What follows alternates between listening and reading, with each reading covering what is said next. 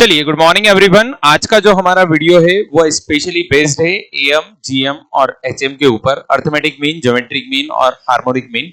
तो मैं कुछ एक सवाल भी आपको इससे करवाऊंगा और इसके अलावा बेसिक कॉन्सेप्ट भी इसके बताऊंगा। जैसे मान लो अर्थमेटिक मीन आपको बोला जाए तो अर्थमेटिक मीन का सीधी सी बात है कि अर्थमेटिक मीन का मतलब होता है एवरेज, है ना, औसत बोल सकते हैं हम लोग इसको।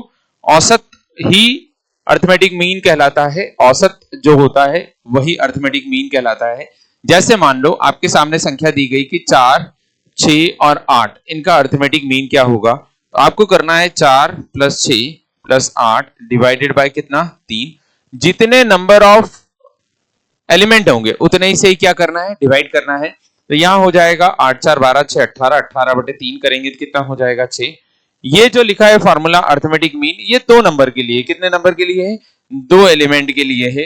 2 से ज्यादा रहा तो जितने भी रहेंगे उतने एलिमेंट से डिवाइड होगा। 2 है तो 2 से होगा, 3 हो गए तो 3 से डिवाइड होगा, 4 होगा तो 4 से होंगे, 8 होगा तो 8 से होंगे। जैसे मान लो दिया गया है 6, 5, 4, 3 और 12, इनका बताइए कि अर्थमेटिक मीन क्या होगा। तो आपको क्या करना है, 6 + 5 + 4 + 3 + 12 डिवाइडेड बाय 2 2 4 और 1 5, 5 से डिवाइड कर दो।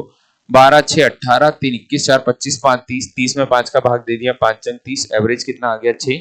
और इसी को अर्थमेटिक मीन कहा जाता है, एएम के नाम से जाना जाता है, अर्थमेटिक मीन, है ना। एवरेज ही अर्थमेटिक मीन कहलाता है। अगला होता है ज्योमेट्रिक मीन। ज्योमेट्रिक मीन को मीन प्रोपोर्शन भी हम कह सकते हैं। यदि 2 नंबर की बात करें तो 2 नंबर के लिए मीन प्रोपोर्शन होगा, या फिर 2 नंबर से यदि ज्यादा हो। जैसे मान लो आपको नंबर दिया गया है कि दिया गया है A1, A2, A3, है ना, A4 अप टू AN, है ना। इनका आपको अर्थमेटिक मीन बताना है। अप टू कितना है, AN, यहां से A4 ऐसे करके AN तक है, तो आपको इनका अर्थमेटिक मीन बताना है। तो इसका सीधा सा मतलब है A1 * A2 * A3 * A4 इस तरीके से अप टू AN तक जाना है। इन सबका मल्टीप्लाई करना है और इसकी पावर 1 कितना लगा देना है, n लगा देना है। 1 कितना, n। जितने एलिमेंट हो गए उतना। जैसे 2 एलिमेंट है तो 2 रहेगा। जैसे A और B है तो आपको क्या करना है, A * B और उसकी पावर 1 कितना, 2, क्योंकि एलिमेंट कितने हैं, 2 है। यदि यहां पर एलिमेंट 3 हुए, जैसे मान लो A, B, C, तो आप क्या करोगे, A * B * C और उसकी पावर 1/3। यदि 4 हुए, जैसे 4, 6, 8 और 10, इनका अर्थमेटिक मीन की जगह हमको ज्योमेट्रिक मीन निकालना है। तो ज्योमेट्रिक मीन कैसे निकलेगा, यदि अर्थमेटिक मीन पूछा जाए तो ये हो जाएगा 4 + 6 + 8 + 10 बटे कितना हो जाएगा, 4। वहीं ज्योमेट्रिक मीन जो हो जाएगा वो हो जाएगा 4 × 6 × 8 × 10 और उसकी पावर 1 कितना, 4। कितना हो जाएगा, 1/4, क्योंकि कितने एलिमेंट है, 4 एलिमेंट है। तो ये इस तरीके से अर्थमेटिक मीन और ज्योमेट्रिक मीन निकाला जाता है। क्वेश्चंस पूछे जाते हैं अलग अलग। अगला आता है हार्मोनिक मीन। जनरली हम 2 एलिमेंट के बारे में ही क्यों देखते हैं, 2 एलिमेंट के बारे में इसलिए देखते हैं क्योंकि क्वेश्चन जनरली 2 एलिमेंट के बारे में पूछा जाता है। यदि ज्यादा का पूछा जाए तो ज्यादा का सॉल्यूशन करना रहेगा। हार्मोनिक मीन क्या होता है, तो 2 एलिमेंट के लिए हार्मोनिक मीन क्या रहेगा, तो ये हो जाएगा 2AB / A + B, है ना। या फिर आप सीधी सी बात समझ सकते हैं कि ज्योमेट्रिक मीन क्या होता है, एवरेज होता है। तो यही ज्योमेट्रिक मीन का जस्ट रेसिप्रोकल होगा। मतलब पहले सम निकालना है, फिर उसके बाद उसका एवरेज करना है। जितना भी संख्या रहेगी उसका सम निकालना है, सम निकालने के बाद उसका क्या करना है, एवरेज करना है। वो कहलाएगा हार्मोनिक मीन, हरात्मक माध्य। तो 3 चीजें होती है, एएम, जीएम और एचएम, और इनके 2 फॉर्मूले होते हैं। पहला फॉर्मूला होता है जीएम का स्क्वायर बराबर एएम * एचएम। ये बात याद रखना है कि जीएम का स्क्वायर बराबर एएम * एचएम। हम इसको प्रूव भी कर सकते हैं। 2 संख्याएं मान लो A + B / 2, ये इनका अर्थमेटिक मीन होगा। और 2AB / A + B, ये क्या होगा, 2AB / A + B, ये होगा इसका हार्मोनिक मीन।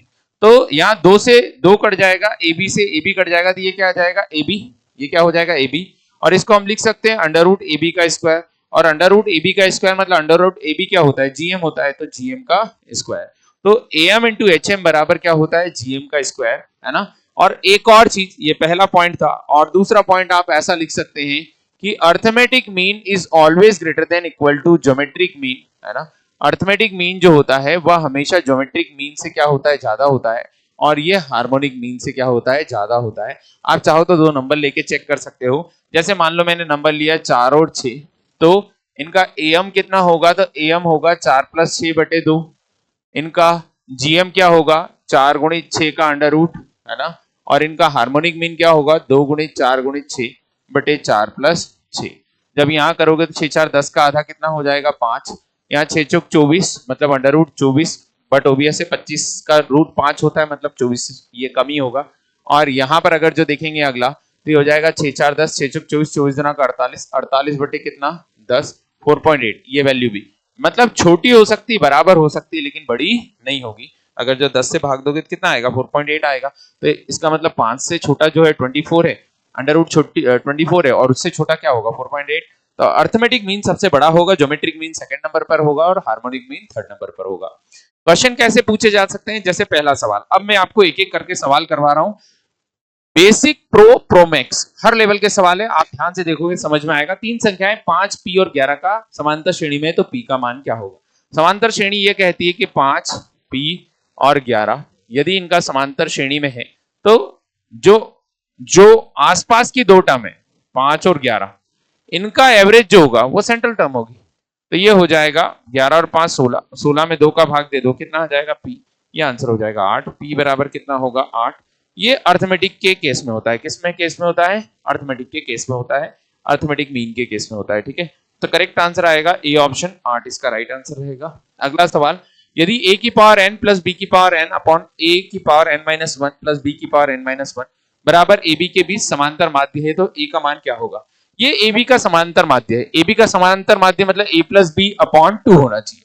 और a प्लस बी कब आ सकता है, जब ये a आए, और ये a कब आ सकता है, जब n बराबर कितना हो 1।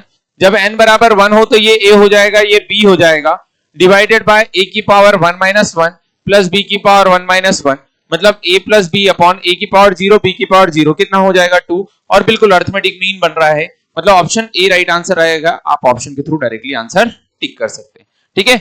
बाकी बेसिक तरीके से सॉल्व करोगे बहुत लंबा जाएगा। बेसिक तरीके से आपको कुछ इस तरीके से करना पड़ेगा कि a की पावर n प्लस b की power n divided by a की power n minus 1 plus b की पावर n माइनस 1 बराबर a प्लस बी अपॉन 2। आप इसको सॉल्व करोगे तब जाके आपका आंसर आएगा। तो आप डायरेक्ट भी कर सकते हैं वैल्यू पुट करके, इसका करेक्ट आंसर आएगा ऑप्शन ए 1 राइट आंसर होगा। अगला सवाल दिया गया है, अल्फा बीटा इस इक्वेशन के रूट है, तो an बराबर अल्फा की पावर n प्लस बीटा की पावर n के मूल हो, तो an-1 और an का अंकगणितीय माध्य क्या होगा। तो यदि an-1 कोई पूछेगा, an-1 तो अल्फा की पावर हो जाएगा n-1 प्लस बीटा की पावर हो जाएगा n-1, और an बराबर क्या हो जाएगा, तो an बराबर हो जाएगा अल्फा की पावर n प्लस बीटा की पावर n, क्योंकि यही तो लिखा है an है तो अल्फा की पावर n बीटा की पावर n, n-1 होगा तो n-1 हो जाएगा।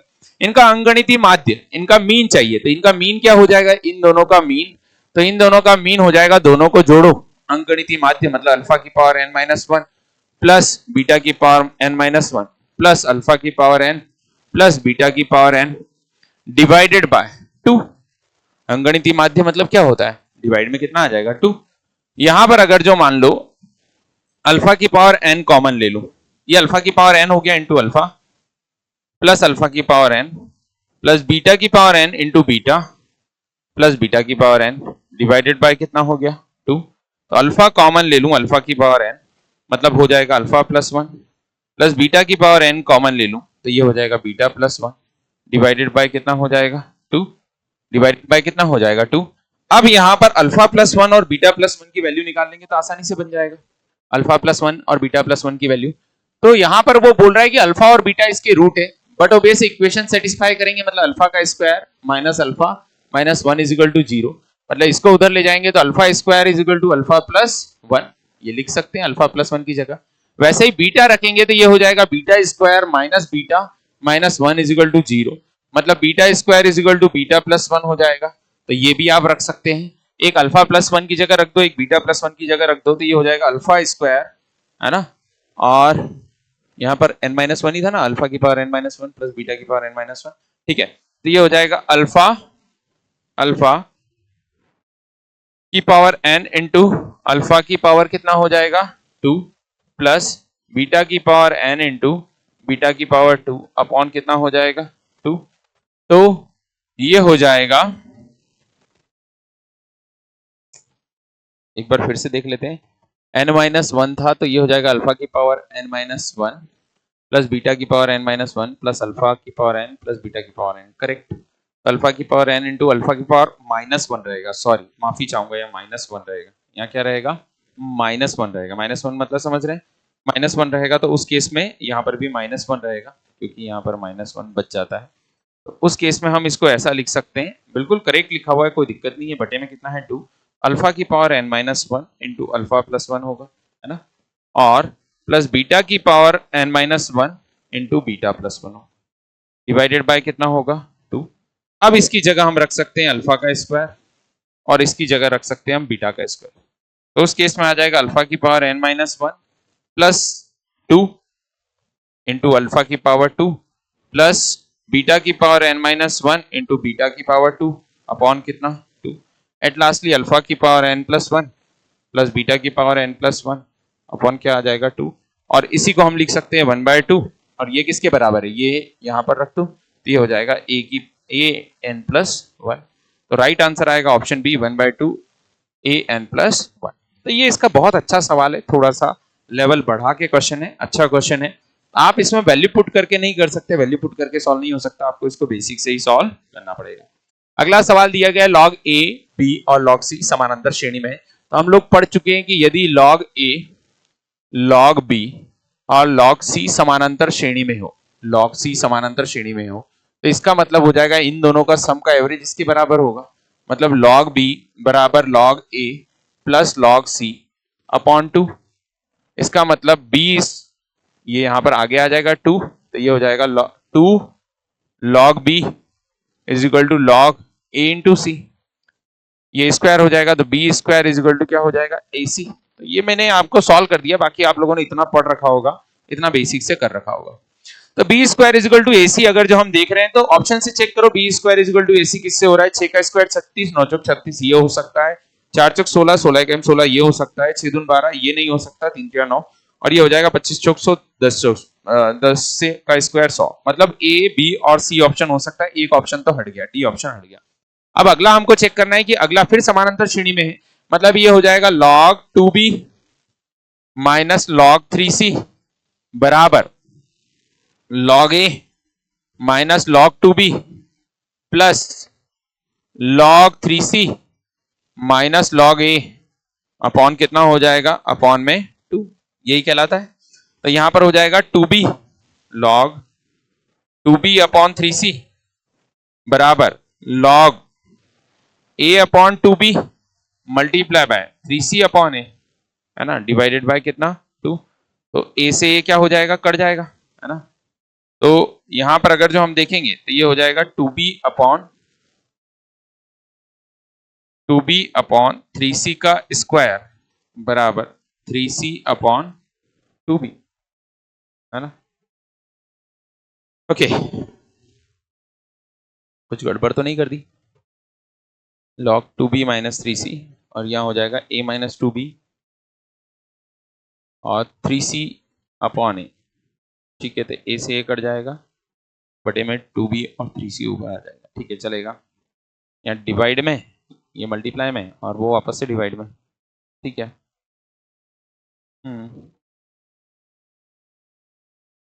तो 2b अपॉन 3c का क्यूब बराबर 1 आना चाहिए।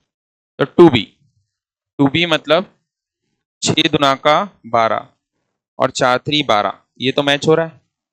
2 इंटू 6 अपॉन 3 इंटू 4, ये 6 दुना का 12, 4 3 12, 1 का क्यूब, ये तो मैच हो रहा है।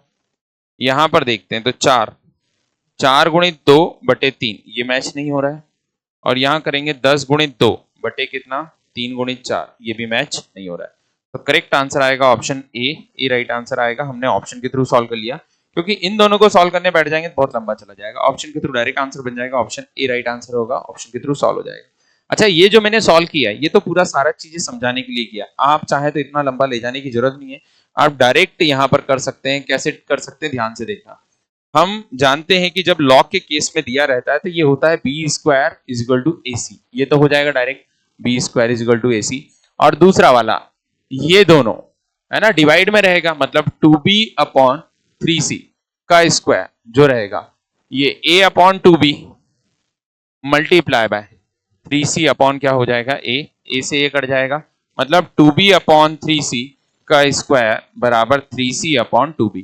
वैल्यू रख लो जिसमें मैच हो जाए, ये वाली वैल्यू मैच हो जाएगी। उसका कारण ये है कि 6 का स्क्वायर बराबर 9 गुणित 4, पहली वैल्यू मैच हो रही। और यहां पर देखते हैं तो 2 गुणित 6 बटे 3 गुणित 4 का स्क्वायर जो है वह बराबर होगा 3 गुणित 4 बटे 2 गुणित 6। ये भी कट जाएगा, एक आ जाएगा, ये भी कट जाएगा, एक आ जाएगा, मैच हो जाएगा। ऑप्शन ए राइट आंसर होगा, ए बिल्कुल सही रहेगा। ठीक है, तो क्वेश्चन टिपिकल दिखता है लेकिन थोड़ी मेहनत करोगे तो बनेगा और अच्छे सवाल इसमें पूछे जाते हैं। अगला सवाल, मान लीजिए 3abc समानांतर श्रेणी में है और 3a-1 b+1 c+9 गुणोत्तर श्रेणी में है, तो abc का अंकगणितीय माध्य क्या होगा। मतलब 3a + b + c अपॉन 4 एक समानांतर श्रेणी में क्या है, समांतर श्रेणी में। तो समांतर श्रेणी का मतलब ये हो जाएगा b - c is equal to a - c, है ना, ये हो जाएगा। या फिर हम एक काम करते हैं, हम ले लेते हैं a+1 a+2 a+3, है ना, समांतर श्रेणी में है। और 3 मान लीजिए a + d a+2d और a+3, ये ले लेते हैं डिफरेंस, क्योंकि कॉमन डिफरेंस हमको मालूम नहीं है। तो a की वैल्यू क्या हो जाएगी 3,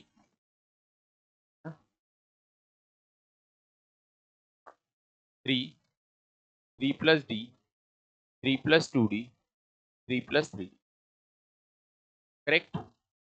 तो a बराबर क्या हो जाएगा, तो a बराबर हो जाएगा 3 + d, 3 क्या हो जाएगा d। b बराबर क्या हो जाएगा, तो तरीके से ही कर सकते हैं, तीनों की इक्वेशन बनानी पड़ेगी अपने को किसी न किसी तरीके से, तब जाके बन पाएगा। पहली इक्वेशन हम लोग बना लेते हैं कैसे, कि a-3 is equal to b - a is equal to c - b, correct. एक इक्वेशन तो इन दोनों को मिलके बन जाएगी, तो कैसे बन जाएगी, तो b is equal to 2a - 3 और एक इन दोनों को मिलकर बन जाएगी तो c is equal to 2b - a। ठीक है, इस तरीके से बन जाएगी। या फिर अर्थमेटिक मीन के थ्रू कर सकते हैं कि 3 + b/2 is equal to a, उसके थ्रू भी हो जाएगी। ठीक है, ये इक्वेशन बन जाएगी। अगला, ये जीपी में है तो 3/a-1 is equal to a-1/b+1 और b+1/c+9, ये तीन इक्वेशन होगी। ठीक है, तो हम इन दोनों को सॉल्व कर ले, ज्यादा बेहतर होगा। इन दोनों को सॉल्व करेंगे तो b और c में रिलेशन, b और a में रिलेशन दे रखा है, इन दोनों का उपयोग होके हो जाएगा। मतलब 3b + 3 is equal to a-1 का क्या हो जाएगा स्क्वायर, तो a-1 का स्क्वायर मतलब a स्क्वायर + 1 - 2a, करेक्ट। यहाँ a की वैल्यू रख देते हैं तो ये हो जाएगा 3b + 3 is equal to a की वैल्यू रखेंगे तो b + 3/2 का स्क्वायर +1 - 2 इंटू b + 3 अपॉन कितना हो जाएगा 2। ठीक है, यहाँ से b की वैल्यू निकालते हैं तो b की वैल्यू क्या आ जाएगी, तो b की वैल्यू आ जाएगी यहाँ से 3b + 3 इज इक्वल टू बटे में कितना हो जाएगा 4, ये हो जाएगा b स्क्वायर + 9 + 6b + 2 -2 का गुणा और कर दो 4, 4b -4 3 12। ठीक है, यही हो जाएगा। इस 4 का गुणा इधर कर दो तो 12b + 12 बराबर b स्क्वायर प्लस a तो बचा ही नहीं है 9 है, b स्क्वायर प्लस 6 में 4 गया तो +2b प्लस 9 और 2 11 और 12 कितना हो जाएगा 23। ठीक है, इसको उधर ले आते हैं तो 12 में से 2 जाएगा 10 बच जाएगा, मतलब ये हो जाएगा b स्क्वायर -10b और 23 में से 12 जाएगा तो -11 इज इक्वल टू 0। ठीक है, तो किसी तरीके से गुणा करने पे 11 और जोड़ने पे 10 आ जाएगा, आ जाएगा। ये हो जाएगा b square minus 11b plus b minus 11 is equal to 0। तो b इज इक्वल टू कितना आ गया, b इज इक्वल टू 11 आ गया। और यदि b इज इक्वल टू 11 आ गया तो b की वैल्यू 11 है, मतलब a इज इक्वल टू कितना हो जाएगा, तो यहां से a इज इक्वल टू निकाल लेते हैं, a कितना आएगा, तो a इज इक्वल टू हो जाएगा b मतलब 11 प्लस 3/2 14/2 मतलब कितना हो जाएगा 7। और c बराबर क्या हो जाएगा, तो c बराबर हो जाएगा 22 माइनस 7, तो 22 माइनस 7 मतलब कितना 15। अब इनका क्या चाहिए, अंकगणितीय माध्य अर्थमेटिक मीन, तो ये हो जाएगा 7 प्लस 15 प्लस 11 बटे कितना 3, तो ये हो जाएगा 18 और 10 28 और 5 33, 33/3 कितना आ जाएगा 11, 11 करेक्ट आंसर आएगा, ऑप्शन डी करेक्ट रहेगा। अब हम सोच रहे इसका कोई शॉर्टकट हो सकता है क्या, तो फिलहाल तो मुझे कोई शॉर्टकट नहीं दिख रहा है ना, फिलहाल तो मुझे कोई शॉर्टकट नहीं दिख रहा है, आपको सॉल्व करना ही पड़ेगा। लेकिन इससे कुछ एक चीजें आपको क्लियर हो रही होगी कि अर्थमेटिक मीन, समांतर श्रेणी दी हो, ज्योमेट्रिक मीन जीएम दिया हुआ हो, या फिर ज्योमेट्रिक सीरीज दी गई हो, मल्टीप्लिकेशन वाली सीरीज दी गई हो, तो आप कैसे सॉल्व कर सकते हैं, किस तरीके से इसके क्वेश्चन बन सकते हैं। ठीक है, और आगे हम लोग देखते हैं, ये अच्छे सवाल है, मॉडरेट नहीं है, ये बहुत इजी सवाल है। क्वेश्चन दिया गया है इसका ज्योमेट्रिक मीन क्या होगा, तो 6 गुणित 8 गुणित 16 गुणित 27, इसका ज्योमेट्रिक मीन निकालना है, मतलब पावर 1 बाय कितना लगा दो 4, तो ये हो जाएगा 3 की पावर 3 इंटू 2 की पावर 4 इंटू 2 की पावर 3 इंटू 2 इंटू 3 की पावर 1 बाय 4, तो 3 की घात 3 और 1 3, 3 की घात 4 हो गया, और 2 की घात 3 और 1 बार 2, तो 2 की घात 4 और 2 की घात 4 और उसके पूरे की घात 1 बटे कितना हो जाएगा 4, मतलब 3 दुना का 6, 6 दुना का 12, करेक्ट आंसर आएगा 12, ऑप्शन बी करेक्ट रहेगा, कितना आएगा 12। तो ऐसे सवाल भी ज्योमेट्रिक मीन के आपसे पूछे जा सकते हैं, इस तरीके के भी ज्योमेट्रिक मीन के सवाल बन सकते हैं। अगला सवाल 2 4 8 16 32 का ज्योमेट्रिक मीन क्या होगा, तो 2 गुणित 4 गुणित 8 गुणित 16 गुणित 32, इनका ज्योमेट्रिक मीन निकालना है, तो 2 2 4 और 1 5, 1/5 हो जाएगा। ये तो 2 की पावर 5 है, ये 2 की पावर 4 है, 2 की पावर 3 है, ये 2 की पावर 2 है, ये 2 की पावर 1 की घात 1 बटे कितना है 5, 5 4 9 10 11 12 13 14 और 1 15, 2 की पावर 15 पावर 1/5, 5 3 15 मतलब 2 की घात 3, 2 की घात 3 कितना होगा 8, करेक्ट आंसर आएगा ऑप्शन सी 8 राइट आंसर होगा। ठीक है, और जब फॉरवर्ड कंडीशन में बढ़ रहे हैं 2 दुना का 4 4 दुना 8 8 2 16 16 दुना का 32, जो सेंटर है वही आंसर होगा, तो कितना आ जाएगा 8, और जब 2 नंबर आए तो उनका ज्योमेट्रिक मीन निकाल देना। ठीक है, अगला n के किस मान के लिए a और b एक ज्योमेट्रिक मीन में होंगे, ज्योमेट्रिक माध्य में होंगे, तो n के किस मान के लिए, तो इसको a की power n plus 1 plus b की power n plus 1 divided by a की पावर n प्लस b की पावर n बराबर अंडर रूट ए बी चाहिए हमको, किसी तरीके से क्या चाहिए अंडर रूट ए बी, तो या तो इसको आप सॉल्व करो या ऑप्शन के थ्रू करो, तो जैसे ही 1 रखेंगे तो अंडर रूट तो आएगा नहीं, 2 रखने पे अंडर रूट नहीं आएगा, 1/2 में आ सकता है, तो 1/2 में अंडर रूट ए प्लस अंडर रूट बी, और ऊपर आ जाएगा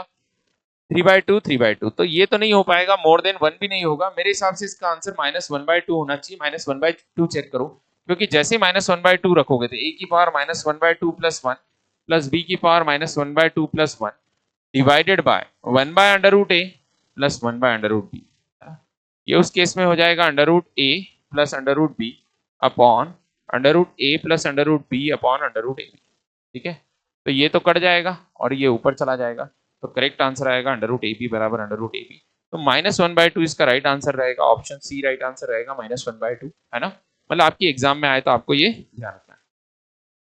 आगे बढ़ते हैं, यदि ए जी और एच क्रमशः ए और बी और सी के अंकगणितीय, ज्यामितीय और हार्मोनिक माध्य है, तो निम्नलिखित में से कौन सा संबंध सही है, तो अर्थमेटिक मीन, ज्योमेट्रिक मीन और हार्मोनिक मीन की बात करें तो हम लोगों ने पढ़ा है कि जीएम का स्क्वायर जो होता है वह एम इंटू क्या होता है एच एम होता है।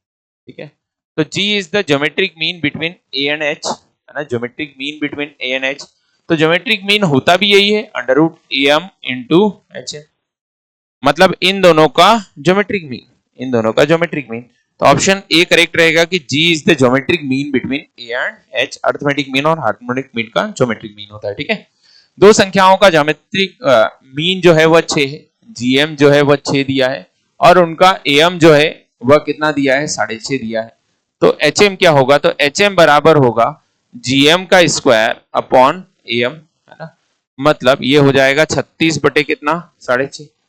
अच्छा दोनों अंक क्या होंगे, सॉरी मैंने ये निकाल दिया था, ये हो जाएगा ए बी बराबर 36 और ए प्लस बी बराबर 13। तो 9 और 4 दिख रहा है, 9 चौक 36 और 9 और 4 13। करेक्ट आंसर आएगा 9 4, ऑप्शन बी राइट आंसर होगा 9 और 4। ठीक है, आगे 7 7 7 का स्क्वायर 7 का क्यूब का ज्योमेट्रिक मीन क्या होगा, मतलब 7 गुणित 7 का स्क्वायर गुणित 7 का क्यूब गुणित 7 की घात 4 अप टू 7 की पावर n, इनका ज्योमेट्रिक मीन क्या होगा। तो ज्योमेट्रिक मीन मतलब जितनी पावर लास्ट है, जितनी संख्या है, जितनी संख्या है n संख्या है तो पावर 1/n लगा देंगे। जब आधार समान है तो घातें जुड़ जाएगी, 1 + 2 + 3 प्लस अप टू कहां तक जाएगा n तक, और उसकी पावर क्या है 1/n, है ना। तो ये हो जाएगा 7 की power n + 1 divided by 2 into 1/n, n से n कट जाएगा मतलब 7 की पावर n + 1 बाय कितना हो जाएगा 2। ये राइट आंसर आएगा, ऑप्शन ए करेक्ट रहेगा। कौन सा आंसर रहेगा, ए बिल्कुल सही उत्तर रहेगा। ठीक है, आगे बढ़ते हैं और सवाल दिया गया है x के किस संभावित मान के लिए संख्याएं जीपी में है। तो ज्योमेट्रिक प्रोग्रेशन है ना जीपी में है, मतलब ये हो जाएगा for what possible value of x the number are in GP, ये जीपी में होंगे। तो -2/7 इंटू -7/2 इज इक्वल टू क्या हो जाएगा x²। ठीक है, तो ये माइनस से माइनस कट जाएगा, 7 से 7 कट जाएगा, 2 से 2 कट जाएगा, तो x² इज इक्वल टू 1 आ जाएगा। मतलब x is equal two plus minus कितना हो जाएगा 1 हो जाएगा। आप चाहो तो कर सकते हो कि -2/7 इंटू 1 करो तो -2/7 आएगा, इंटू 1 करो तो -7/, अच्छा यहां पर काई से मल्टीप्लाई करो, यहां पर मल्टीप्लाई करो क्या ज्योमेट्रिक मीन क्या होगा। तो x जो होगा वो -1 भी हो सकता है और 1 भी हो सकता है। जैसे यहां पर मैं मल्टीप्लाई कर रहा हूं -7/2 से पहली बार, तो क्या आ जाएगा 1 आ जाएगा, ये कट जाएगा, कट जाएगा, ये कट जाएगा, कट जाएगा, 1 आ जाएगा। फिर 1 आया, उसका -7/2 से मल्टीप्लाई करूंगा, तो -7/2 से मल्टीप्लाई करने पे -7/2 आएगा, तो ये फर्स्ट टर्म हो गई, ये सेकंड टर्म हो गई, और ये कौन सी हो गई थर्ड टर्म हो गई। वैसे ही ऐसा भी कर सकता हूँ, -2/7 में 7/2 का मल्टीप्लाई करूं तो -1 आएगा, फिर -1 का 7/2 से मल्टीप्लाई करूं तो -7/2 आएगा। तो -1 भी चलेगा और +1 भी चलेगा, दोनों चलेगा। ऑप्शन सी राइट आंसर आएगा, बोथ 1 एंड 2 दोनों, है ना। क्योंकि बहुत सारे बच्चे ये रट लेते हैं कि जीएम बराबर √AB, √AB के केस में रूट के अंदर से माइनस संख्या नहीं निकलती। नहीं बेटा, जो जीएम रहेगा ना वो रहेगा जीएम का स्क्वायर बराबर a इंटू बी, है ना, ये होगा a इंटू बी बराबर जीएम का स्क्वायर, उससे सॉल्व करोगे तो सही आएगा। दो संख्याओं का अंकगणितीय माध्य और ज्यामितीय माध्य क्रमशः 14 और 12 है, संख्याओं का हरात्मक माध्य क्या होगा, है ना। तो हरात्मक माध्य चाहिए तो ज्योमेट्रिक मीन 12 दे रखा है, 12 का स्क्वायर बटे कितना हो जाएगा 14, गणितीय माध्य 14 है। तो एच एम बराबर क्या हो जाएगा, तो ये हो जाएगा 144/14, 2 से भाग दे दोगे 7 और ये आ जाएगा 72, 72/7 इसका राइट आंसर आएगा, ऑप्शन डी है। ठीक है, अगला सवाल है नहीं, सिर्फ इतने ही सवाल है। तो बिल्कुल मैंने कोशिश की है कि शॉर्ट में आपको इस टॉपिक को समझा दूं, एएम जीएम और एचएम के बीच में रिलेशन बता दूं और जो फॉर्मूले यूज होते हैं वो बता दूं। ठीक है, अगले ऐसे वीडियो में ढेर सारे आपके लिए लेके आते रहूंगा और मिलते रहेंगे हम। तो कैसा लगा ये वीडियो कमेंट सेक्शन जरूर बताएं, और अगला वीडियो आप किस टॉपिक पर चाहते हैं वो जरूर बताएं। ठीक है, चलिए आज के लिए इतना ही। जय हिंद, जय भारत, भारत।